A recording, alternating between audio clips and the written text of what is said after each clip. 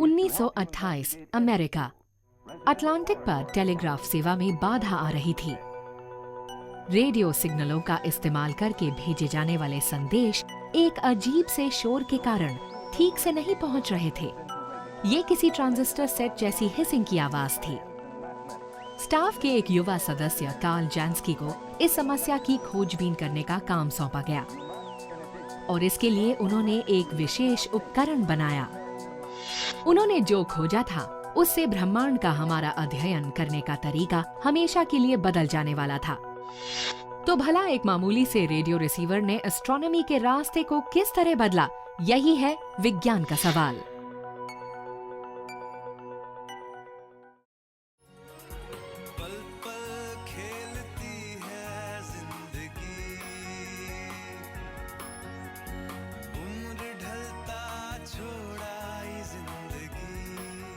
जब आप रेडियो शब्द सुनते हैं तो आपके दिमाग में क्या आता है? हम में से ज्यादातर के लिए रेडियो का मतलब है ट्रांजिस्टर सेट, जिसका कोई बटन दबाइए और उसकी कोई नॉब घुमाइए और वो हमारे कानों तक सूचना और मनोरंजन को पहुंचा देता है।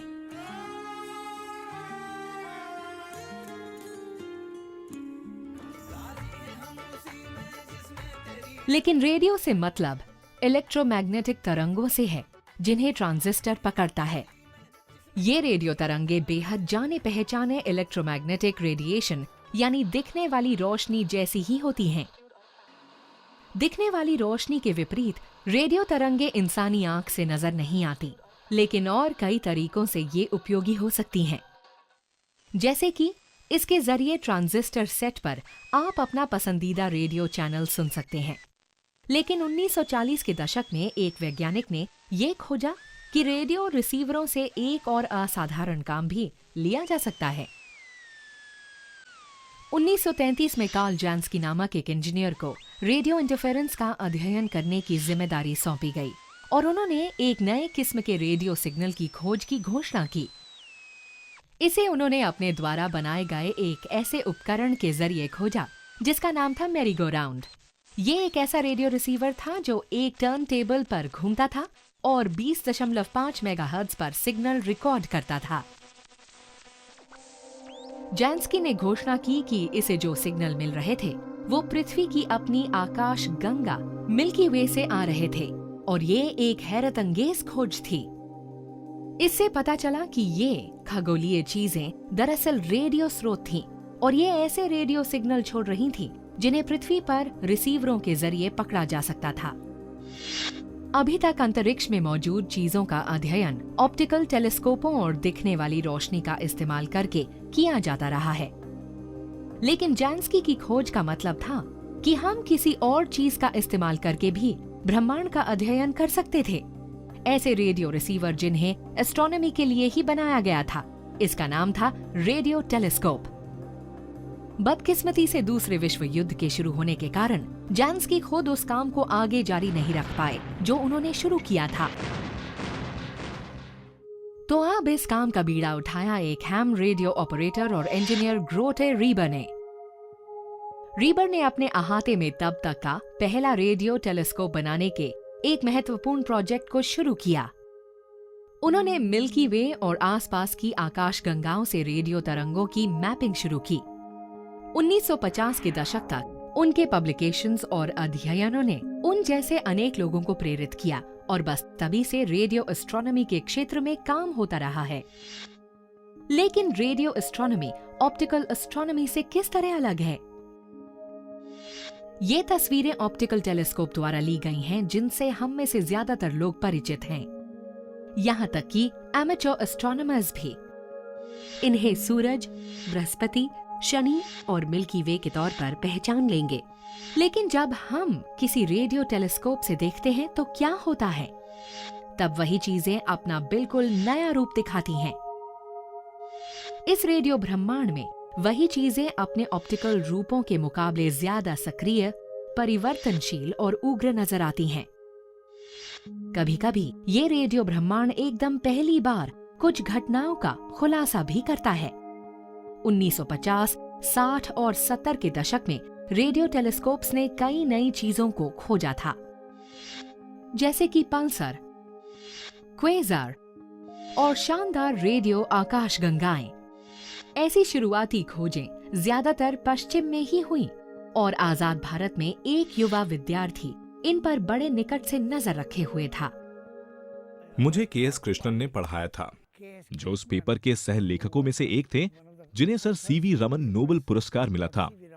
वे एक अंतर्राष्ट्रीय बैठक में हिस्सा लेने के लिए ऑस्ट्रेलिया गए थे। वहां उन्होंने काफी साधारण उपकरणों के जरिए कुछ कमाल की खोजें होती देखी। उन्होंने भारतीय भौतिकी प्रयोगशालाओं में एक वार्ता की और मेरी दिलचस्पी जाग उठी। 1963 में Tata institute of fundamental research में भारत के पहले रेडियो एस्ट्रोनॉमी ग्रुप को बनाने के लिए होमी भाभा ने गोविंद स्वरूप को चुना था।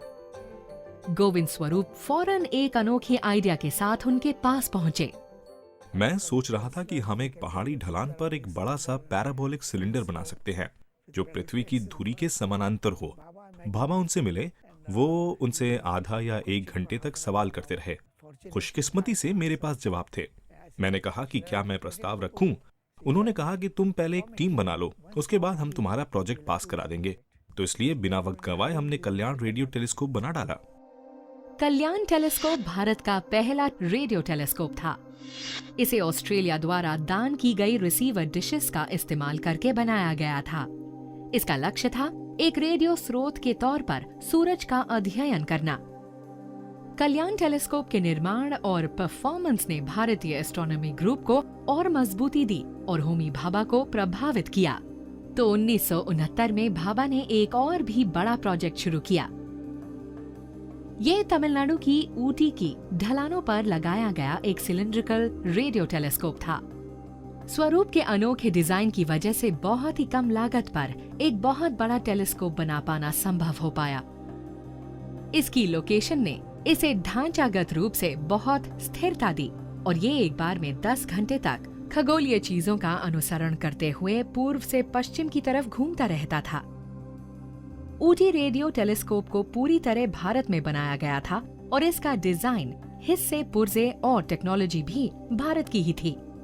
आज भी ये दुनिया के सबसे संवेदनशील रेडियो टेलीस्कोपों में से एक बना हुआ है, जिसका श्रेय जाता है इसकी अनूठी लोकेशन और बड़े आकार को। ऊटी टेलीस्कोप ने भारतीयों को एक बहुत उन्नत और विश्व स्तरीय उपकरण उनके देश में ही दे दिया। इसके जरिए भारतीय विज्ञान की कुछ सबसे बड़ी खोजों में हिस्सेदारी कर सकते थे, जैसे कि बिग बैंग और स्टेडी स्टेट थ्योरीज के बीच की बहस। 1990 के दशक में जब ये दुविधा दूर हो गई, तो गोविंद स्वरूप की नजरें अगले बड़े लक्ष्य पर गईं। अब लक्ष्य था रेडियो आकाश में इतनी गहराई तक जाने का कि हमारे ब्रह्मांड की नींवों का भी अध्ययन किया जा सके। बिग बैंग के मुताबिक सितारों और आकाशगंगाओं से पहले सिर्फ विशालकाय न्यूट्रल हाइड्रोजन बादल ही थे। ब्रह्मांड कुछ सेकंडों या मिनटों की दूरी में था और इसमें 75% हाइड्रोजन और 25% हीलियम ही थी। तो ये चर्चा शुरू हुई कि क्या हम सितारों और आकाशगंगाओं से पहले से मौजूद हाइड्रोजन के विशालकाय बादलों को ढूंढने के लिए एक रेडियो टेलीस्कोप बना सकते हैं। हमारे पास एक ग्रुप था, हमारे पास टेक्नोलॉजी थी, तो क्या हम इससे भी कुछ बड़ा बना सकते थे? भीड़ भाड़ वाले पुणे शहर से 80 किलोमीटर दूर खोदड़ जिले के खुले मैदानों में और 25 किलोमीटर इलाके में मौजूद है giant metre wave radio telescope या GMRT।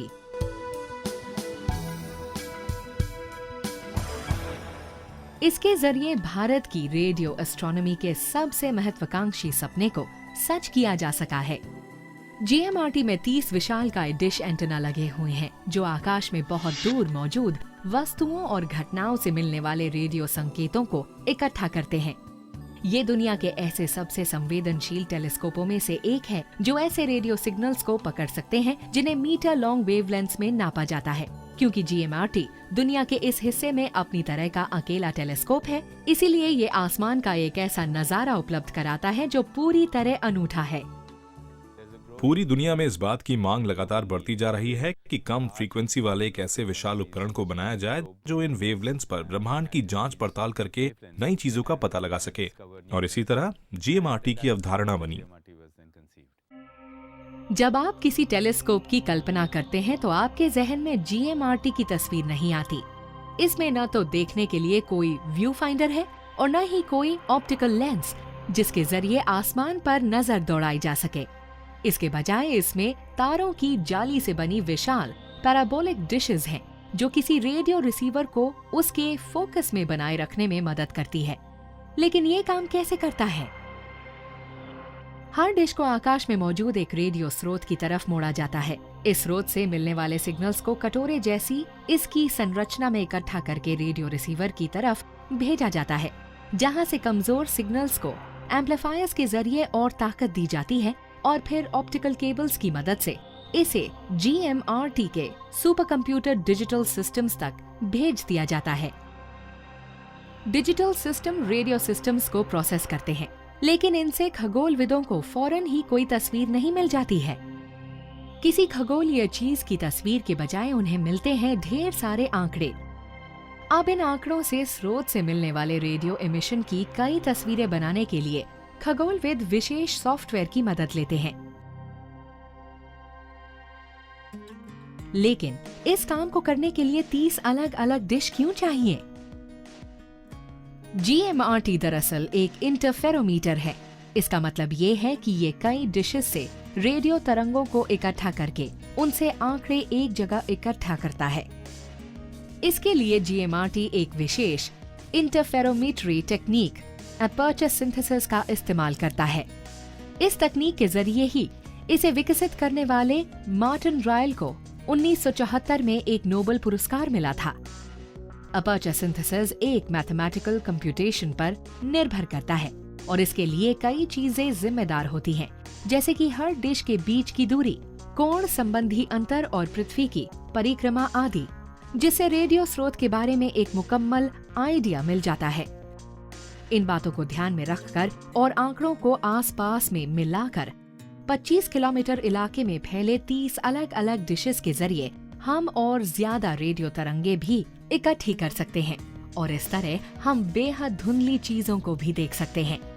इस कारण से GMRT मीटर वेवलेंथ श्रेणी में दुनिया के सबसे विशाल टेलीस्कोप्स में से एक बन गया है और इसी कारण GMRT को इसका जायंट यानी विशाल रेडियो टेलीस्कोप वाला रुतबा मिला है। GMRT की डिश Y आकार में लगी है। इसमें 12 डिश बीच में है और बाकी 18 3 अलग अलग कतारों में लगी हैं।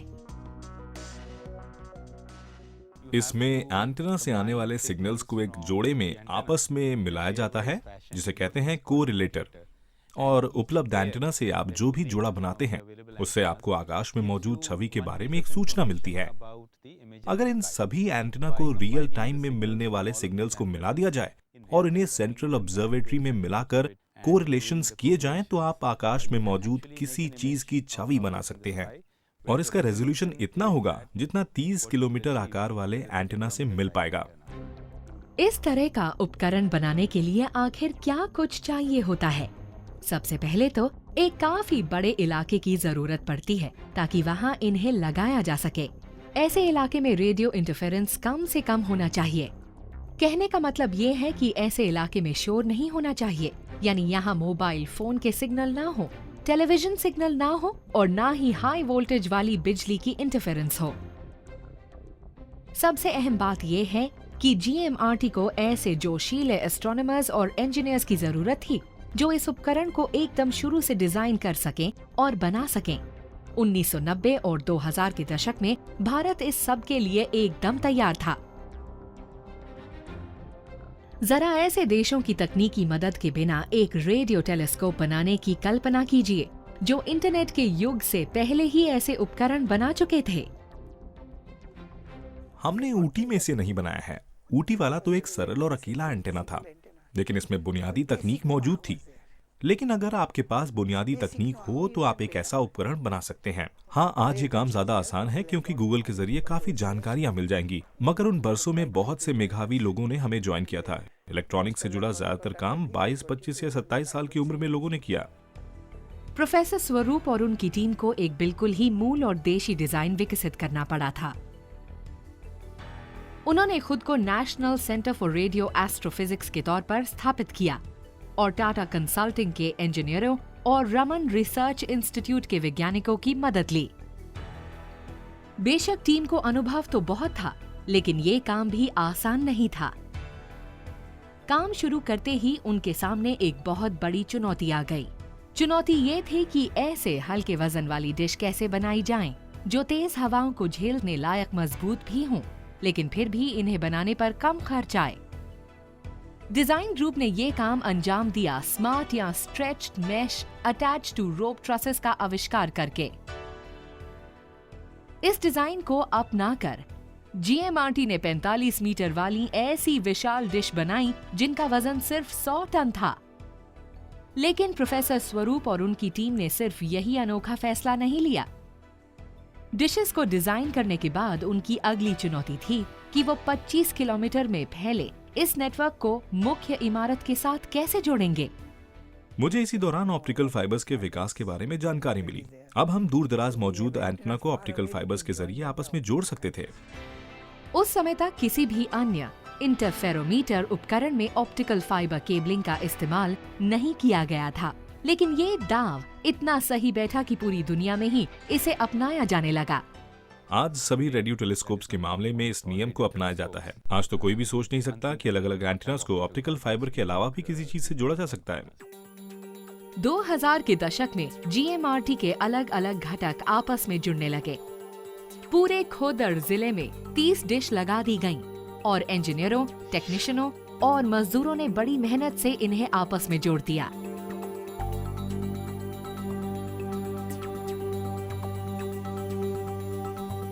जहां जीएमआरटी मैदानों में आकार लेने लगा था, वहीं अन्य टीमें इलेक्ट्रॉनिक्स को डिजाइन करने में व्यस्त हो गईं।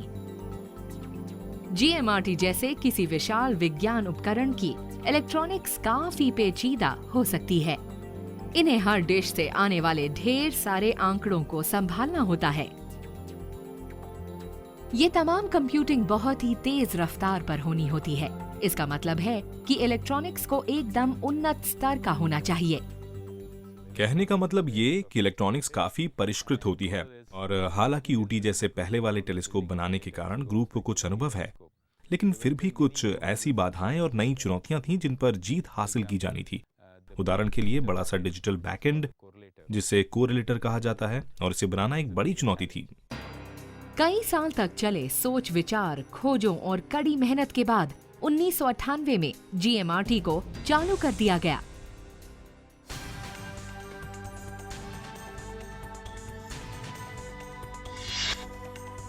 शुरू में इसे सिर्फ भारतीय वैज्ञानिक ही इस्तेमाल कर सकते थे, लेकिन फिर सन 2000 आते आते इसे अंतर्राष्ट्रीय बिरादरी के लिए खोल दिया गया, जिससे दुनिया के हर देश से यहाँ एस्ट्रोनॉमर्स और एस्ट्रोफिजिसिस्ट आने लगे। अब एक ऐसा वक्त आ गया है जब टेलीस्कोप को इस्तेमाल करने से जुड़ा आधा समय देश से बाहर के एस्ट्रोनॉमर्स इस्तेमाल करते हैं। मुझे लगता है कि फिलहाल 30 देश इस टेलीस्कोप का इस्तेमाल कर रहे हैं, यानी इसके इस्तेमाल को लेकर काफी प्रतिस्पर्धा रहती है। आखिर जीएमआरटी की इतनी मांग क्यों है? ये ऐसे सबसे संवेदनशील टेलीस्कोप्स में से एक है जो 150 मेगाहर्ट्ज से 1450 मेगाहर्ट्ज की लो फ्रीक्वेंसी रेंज में काम करते हैं, और इसकी 2 फीड 1665 मेगाहर्ट्ज रेंज में भी है। इस रेंज में एस्ट्रोनॉमर्स को ब्रह्मांड की एक बहुत ही खास झलक मिलती है। शोधकर्ता कई विषयों को कवर करते हैं, जिनमें पल्सार्स, क्वेज़ार्स और रेडियो गैलेक्सीज जैसी अनोखी चीजें भी शामिल हैं। इन चीजों को सिर्फ रेडियो के जरिए ही देखा जा सकता है। कुछ अन्य वैज्ञानिक सूर्य, सौर हवाओं और ग्रहों का अध्ययन करते हैं, जो हमारी सौर प्रणाली में भी हैं और उससे आगे भी। बहुत से शोधकर्ता अपने शहरों में बैठकर ही 150 मेगाहर्ट्ज पर TIFR GMRT स्काई सर्वे के जरिए नेट की मदद से पूरे आकाश का अध्ययन करते हैं, और इनमें से कुछ तो बेहद असाधारण खोजें भी कर लेते हैं। जब एक स्रोत की खोजबीन की गई तो पता चला कि वो ब्रह्मांड में मौजूद सबसे विशाल रेडियो गैलेक्सी है। यानी ये न सिर्फ ब्रह्मांड की एकमात्र रेडियो गैलेक्सी थी, बल्कि उसमें मौजूद सबसे विशाल एक चीज भी थी। इसका आकार 5 मेगा पार्सेक है, यानी ये वाकई बहुत बड़ी है। जीएमआरटी क्योंकि एस्ट्रोनॉमर्स को एक अनूठी सेवा मुहैया कराता है, इसीलिए इसमें पूरे साल भीड़ भाड़ बनी रहती है। लेकिन हर कोई यहाँ नहीं आ सकता। एस्ट्रोनॉमर्स को अपने अध्ययन से जुड़ा एक विस्तृत प्रपोजल जमा करना होता है। चुने जाने पर उन्हें GMRT आने का न्योता मिलता है और फिर नियंत्रण थमा दिया जाता है सेंट्रल कंट्रोल रूम को। तो इस कंट्रोल रूम को साल के 365 दिन और 24 घंटों चलाया जाता है और ये एयर ट्रैफिक कंट्रोल जैसा ही है। इसके अलावा पूरे साल 24 घंटों निगरानी भी चलती रहती है। सेंट्रल कंट्रोल रूम यहाँ मौजूद अलग अलग एंटेना को आकाश की एक खास जगह बने रहने का निर्देश देते हैं, जहाँ निगरानी करने की जरूरत होती है। खुले मैदानों में डिश अपनी दिशा बदलने लगती हैं। डिस्क का मुख्य काम होता है आकाश में किसी एक जगह केंद्रित हो जाना। ऐसे करने के लिए स्टेशन से जुड़े 2 एक्सिस होते हैं। एक होता है एजिमुथ एक्सिस, इसमें एक्सिस ऑफ रोटेशन पृथ्वी के परपेंडिकुलर होता है, जबकि एलिवेशन एक्सिस में एंटीना इस तरह घूमता है जिसमें एक्सिस पृथ्वी के समानांतर होता है। ऐसे में आपके लिए आकाश को हॉरिजॉन्टल से जेनिथ तक कवर करना संभव हो जाता है। फिक्स हो जाने पर डिश रेडियो सिग्नल्स को इकट्ठा करके उन्हें इसके फोकस वाली जगह केंद्रित कर देती हैं। यहाँ अलग अलग तरह के रेडियो वेव रिसीवर या फीड्स सेंट्रल कंट्रोल रूम के निर्देश पर घूमते हैं। ब्रह्मांड से आने वाले सिग्नल इतनी दूरी से आते हैं कि अपनी यात्रा के दौरान वो काफी कमजोर पड़ जाते हैं। इसीलिए मुख्य कंप्यूटिंग सिस्टम तक पहुंचने से पहले उन्हें एम्पलीफाई करने की जरूरत होती है। इस पूरे सफर के दौरान सिग्नल्स के सामने रेडियो इंटरफेरेंस का खतरा लगातार बना रहता है। हमने इस इलाके को चुनने के दौरान ये ध्यान रखा कि हम उद्योग धंधों से दूर रहें। हम मुंबई और पुणे के ट्रैफिक या उद्योग धंधों से और आसपास के मोबाइल टावरों से काफी दूर हैं और ये हमारे GMRT बैंड में ऑपरेट नहीं करते। इसके अलावा इलेक्ट्रिकल पावर लाइन जैसी चीजें भी हैं, इनसे भी GMRT के लिए शोर पैदा होता है, तो इन्हें भी नियमित रूप से साफ किया जाता है, जिससे ये GMRT सिग्नल के लिए कोई इंटरफेरेंस पैदा नहीं करती। शोर को हटा देने के बावजूद हर डिश से बहुत सारे आंकड़े मिल रहे होते हैं। इन आंकड़ों को कोरिलेटर कहलाने वाले एक डिजिटल सिस्टम से गुजारा जाता है। यहीं पर अपर्चर सिंथेसिस नामक इंटरफेरोमेट्री तकनीक को अमल में लाया जाता है ताकि एस्ट्रोनॉमर्स को अपनी जरूरत की सूचनाएं मिल सकें। तो ये टेक्नोलॉजी की एक नई पीढ़ी है जिसके जरिए आप आम कंप्यूटर्स पर पेचीदा डिजिटल सिग्नल प्रोसेसिंग कर सकते हैं, जो बहुत अक्लमंदी से बनाए गए सॉफ्टवेयर के जरिए आपस में जुड़े रहते हैं, जो इन मशीनों के जरिए बेहतरीन परफॉर्मेंस देता है ताकि आपके सिग्नल प्रोसेसिंग की तमाम जरूरतें पूरी हो सके। तो ये काफी उन्नत मशीन है। ये शायद ऐसी गिनी चुनी और पहली ऑब्जर्वेशंस में से एक है जिसमें एक पूरा रियल टाइम सॉफ्टवेयर बैकएंड है और वो 24 घंटे 7 दिन चलता रहता है। GMRT की शुरुआत के बाद 10 साल से भी अधिक के पश्चात सैकड़ों एस्ट्रोनॉमर्स कुछ कमाल की ऑब्जर्वेशंस यहाँ कर चुके हैं और इनमें से हर एक हमें उस ब्रह्मांड को और बेहतर ढंग से समझने के करीब ला रही हैं, जिसमें हम रहते हैं। तो ज्ञान के लिए लगातार बढ़ती हमारी भूख को शांत करने के लिए GMRT अब तकनीकी क्षमताओं के एक नए स्तर को हासिल कर रही है। आज GMRT को एक ऐसे तरीके से अपग्रेड किया जा रहा है जो इसके परफॉर्मेंस को बहुत ज्यादा बढ़ा देगा। हम एक बहुत ही महत्वपूर्ण काम करने जा रहे हैं और वो ये है कि इसकी फ्रीक्वेंसी कवरेज को बढ़ाना। इसके दौरान GMRT की पूरी रिसीवर चेन में ही बड़े बदलाव किए जाएंगे।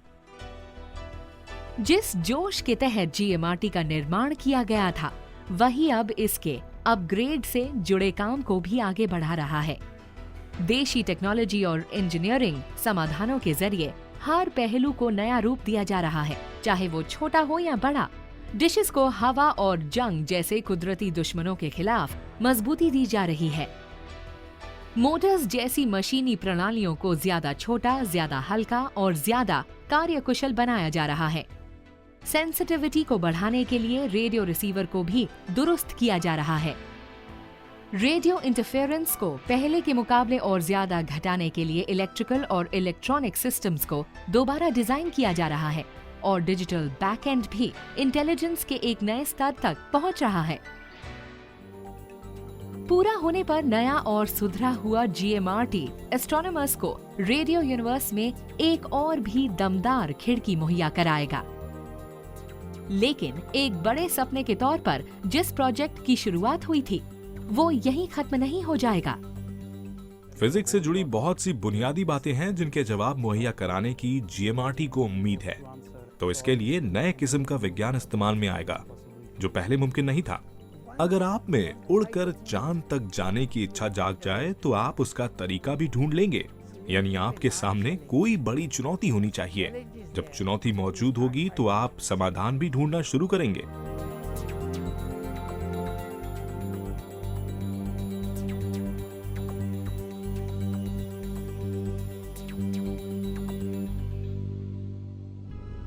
इस कार्यक्रम के बारे में आप हमें अपने सुझाव इस पते पर भेज सकते हैं।